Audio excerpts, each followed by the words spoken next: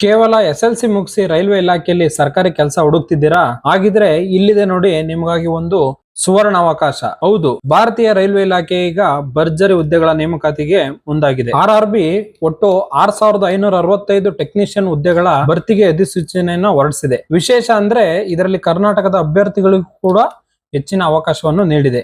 ಕೇವಲ 10ನೇ ತರಗತಿ ಅಥವಾ ITI ಪೂರ್ಣಗೊಳಿಸಿದಂತ ಯುವಕ ಮತ್ತು ಯುವತಿಯರಿಗೆ ಈ ಹುದ್ದೆಗಳಿಗೆ ಅರ್ಜಿ ಸಲ್ಲಿಸಬಹುದು. ಇನ್ನ ಅರ್ಹತೆ ಮತ್ತು ಪ್ರಕ್ರಿಯೆ ಹೇಗೆ ನಡೆಯುತ್ತೆ ಅಂದ್ರೆ, ವಯಸ್ಸು ಏಜ್ ಲಿಮಿಟ್ ಬಂದು ಕನಿಷ್ಠ 18 ವರ್ಷದಿಂದ 33 ವರ್ಷದಿಂದ 36 ವರ್ಷಗಳವರೆಗೆ. ಇನ್ನ ಆಯ್ಕೆ ವಿಧಾನ ನೋಡೋದಾದ್ರೆ ಕಂಪ್ಯೂಟರ್ ಆಧಾರಿತ ಪರೀಕ್ಷೆ ಅಂದ್ರೆ CBT ಅಂತ ಹೇಳ್ತೀವಿ. ದಾಖಲೆಗಳ ಪರಿಶೀಲನೆ ಮತ್ತು ವೈದ್ಯಕೀಯ ತಪಾಸಣೆ ಮೂಲಕ ಆಯ್ಕೆಯನ್ನು ನಡೆಸಲಾಗುತ್ತೆ.